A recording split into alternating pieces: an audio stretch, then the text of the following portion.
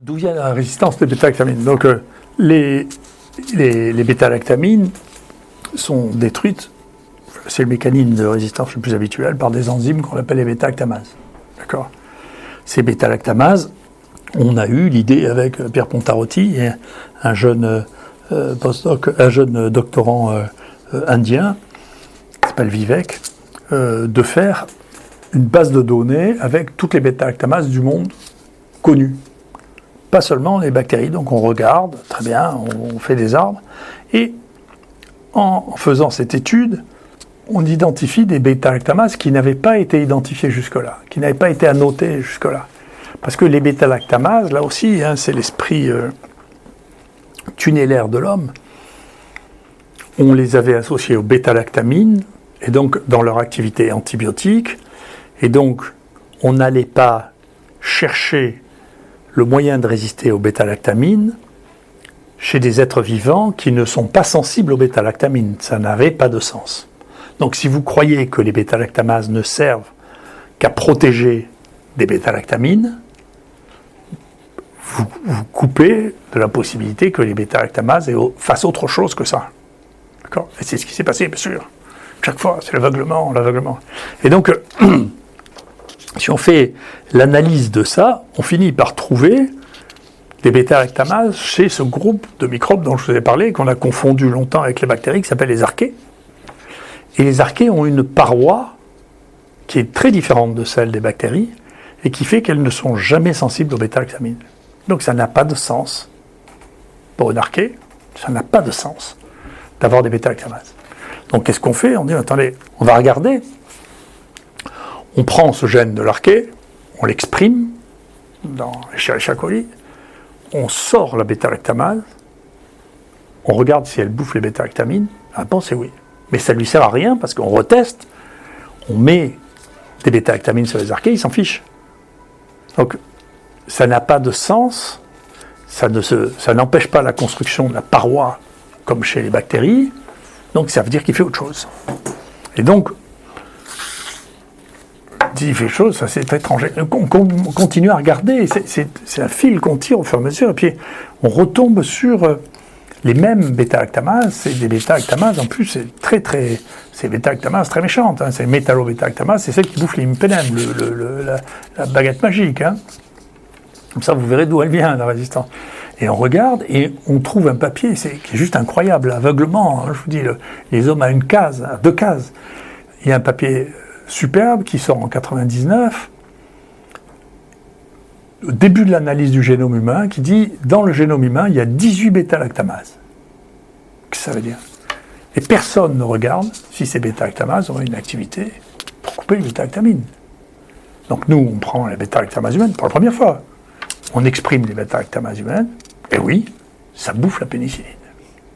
Et donc, on se pose la question, mais attendez, est-ce que c'est pour ça que les pénicillines ne marchent pas sur les bactéries intracellulaires? Parce qu'on sait depuis très longtemps, vous savez, à un moment, j'étais le spécialiste mondial des antibiotiques pour les bactéries intracellulaires. Et quand ça ne marchait pas, on avait un modèle qui était faux. Moi, je l'ai enseigné, je peux le dire, c'est faux. Que quand ça ne marchait pas, on disait c'est parce que les antibiotiques, c'est un problème pharmacologique, ces antibiotiques ne rentrent pas dans la cellule. En réalité, on ne mesurait pas les antibiotiques dans la cellule, elles rentraient dans la cellule. Mais la pénicilline était digérée par les bêta-lactamases humaines. Et on a prouvé ça, en particulier avec le pneumocoque, en disant pourquoi est-ce que les doses basses de pénicilline ne tuent pas les pneumocoques quand ils sont dans les cellules, alors qu'elles les tuent quand ils sont en dehors des cellules. La raison, c'est parce qu'ils sont la pénicilline à faible dose est bouffée dans les cellules, et donc on n'arrive pas à tuer les pneumocoques avec des doses basses de trucs. Deuxièmement, alors on se dit, mais alors à quoi ça sert ces bêta-lactamines chez les hommes? En réalité, quand on regardait comment on appelait ces enzymes, qui étaient la même famille, en fonction de l'intérêt que vous aviez, vous pouviez donner différents noms. Donc il y en avait qui les appelaient des nucléases, ça veut dire que ça coupe l'ADN ou l'ARN, non, les ribonucléases, qui coupent l'ARN. Il y en a qui s'étaient rendu compte que ça bouffait la vitamine C. D'accord? Il y en a qui ne savaient pas du tout. Et donc, en fonction, si vous regardez dans les banques de données, ces mêmes groupes d'enzymes peuvent avoir des noms qui sont différents en fonction de l'intérêt du médecin qui les a déposés. D'accord? Parce que ce travail, personne ne l'avait fait, de comparaison. Donc on regarde et on dit, chez l'homme, qu'est-ce que ça peut faire? Et donc, il y a mon ami Pierre Pontarotti qui me dit, regarde, moi ça m'intéresse beaucoup parce que les ribonucléases comme ça, c'est ce qui permet d'avoir une immunité humorale. C'est ça qui permet d'avoir des anticorps. Ça a été un mystère pendant des années, celui qui a découvert ça, comment se formaient les anticorps, a eu bien sûr le prix Nobel, de savoir comment, avec le même génome qui ne bouge pas, vous pouviez créer des anticorps qui, eux, sont différents puisqu'ils ont été générés au moment où vous étiez infecté. D'accord ? Donc c'est contre la théorie génétique générale aussi. Hein. Et il a fini par trouver, il y a des zones dans lesquelles il y a des transposons, c'est-à-dire des bouts génétiques. Moi j'adore, je pense que c'est la base de l'évolution, ce truc, ce qu'on appelle des transposons, qui se multiplient, qui sortent et qui se multiplient en donnant plein d'erreurs. Et celui qui va correspondre à la genèse d'une immunoglobuline qui marche, va être conservé et propagé. Et donc, c'est ça les anticorps. Donc, pour avoir des anticorps, il faut avoir cette zone de transposon qui va faire de l'ARN. Ces ARN vont être dupliqués jusqu'au moment où il y en a un qui va tomber par hasard sur l'immunoglobuline qui permet d'arrêter la bestiole. Et donc, si notre théorie est arrivée en disant, attendez, mais si c'est vrai, si vous inhibez, donc c'est la bêta-lactamase qui va le couper, qui va couper cet ARN, et qui va faire que ça va se réarranger et faire toute la diversité qui permettra de faire des anticorps. Donc il faut avoir ce transposon transformé en ARN, avoir la bêta-lactamase qui le coupe, pour qu'il se réarrange différemment et qui permette de faire des anticorps. Donc, mais si vous empêchez cette bêta-lactamase de marcher, ça veut dire que vous ne faites plus d'anticorps. Ça, c'est une vraie question. Et la question, c'est, eh bien, quand vous donnez des antibiotiques à large spectre qui empêchent cette bêta-lactamase de marcher, qu'est-ce qui se passe? Est-ce que l'immunité ne marche pas? La réponse est oui. C'est-à-dire, et ça, il y a un papier qui vient de sortir, et nous, on a un travail qu'on vient de finir, si vous donnez la roséphine, qui est un médicament extrêmement banal, dans les 15 jours qui précèdent une vaccination chez l'enfant, et que vous regardez, il n'a pas ou moins d'anticorps que quelqu'un qui n'a pas reçu les antibiotiques. Parce que les antibiotiques inhibent cette enzyme qui n'est pas qu'une bêta-lactamase. Et elle l'inhibe parce qu'elle est faite pour inhiber les bêta-lactamases. Mais le rôle de cette enzyme, c'est une ribonucléase, c'est-à-dire de couper les morceaux qui permettent de faire des anticorps. Donc vous ne pouvez pas faire d'anticorps spécifiques si vous avez été traité par ça. D'accord ?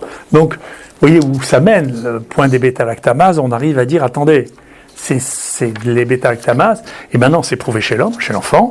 Nous, on avait l'idée de ça parce que on se demandait pourquoi, depuis qu'on utilise les bêta-lactamines à large spectre, il y a tellement d'infections à champignons. Et notre hypothèse, c'est que l'immunité contre les champignons disparaît ou ne se fait pas si vous recevez ces antibiotiques. D'accord ? Donc il faut faire attention, il y a une vraie réflexion à avoir avec ces antibiotiques à large spectre. Si on a dans le projet de vacciner quelqu'un, et donc, je sais pas, on pourrait très bien, si les gens qui faisaient de la science s'intéressaient à ça, si vous voulez, de regarder ce qui s'est passé dans les anticorps ou la protection, si vous voulez, vers différentes maladies, y compris le Covid, si les gens ont pris dans les 15 jours précédents une bêta-lactamine à large spectre qui inhibe la bêta-lactamase, qui empêche cette enzyme de faire son travail de découpage qui permet la réponse acquise, la réponse immunitaire acquise qui est liée à cette exposition.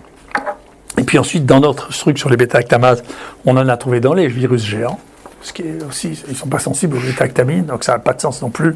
Et ensuite, on l'a trouvé, comme je vous l'ai dit, dans les bactéries qui ont l'imipénème, elles ont aussi l'enzyme, la bêta-lactamase, qui va couper l'imipénème pour protéger celui qui produit l'imipénème.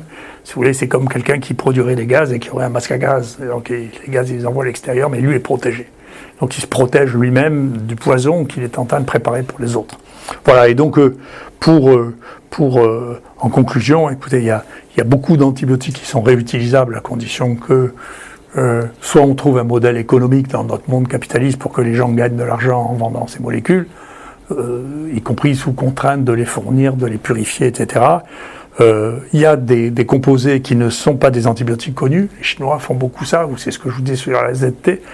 Et donc il y a plein de molécules qui ont une activité antibiotique qui est totalement inconnue, comme il y a des molécules qui avaient une activité antivirale. Il y a des antidépresseurs, il y a des neuroleptiques qui ont une activité contre le Covid, qui a été découverte par les Chinois parce qu'ils ont tout testé. Donc dedans, il n'y a pas que ce pourquoi on a utilisé une molécule sur quoi il est efficace. Ça peut être efficace sur d'autres choses, il faut le tester, ça, il faut le regarder. Il ne faut pas le déduire. Il y a un lien, bien sûr, entre le volume prescrit et la résistance. C'est pour ça que la résistance, il y a des niveaux de résistance dus à la prescription humaine dans les réanimations, puisqu'ils prescrivent beaucoup d'antibiotiques, dans les élevages.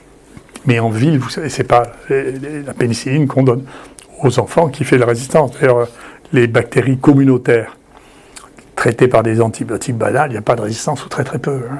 C'est pas ça, c'est dans les hôpitaux, les bactéries, les bacilles grammes négatifs dans les hôpitaux, parce que la pression de sélection là est considérable. Mais si vous arrêtez de prescrire, ça a été démontré plusieurs fois pour une céphalosporine, la résistance disparaît. Donc c'est une résistance qui est momentanée et liée à la puissance de sélection.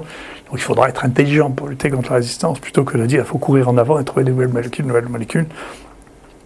Et les résistances sont naturelles, elles peuvent être empêchées par l'existence d'un clone, qui soit diffusé, et ensuite la surprescription d'antibiotiques dans un écosystème donné, bien sûr, va favoriser le pourcentage des bactéries qui sont résistantes.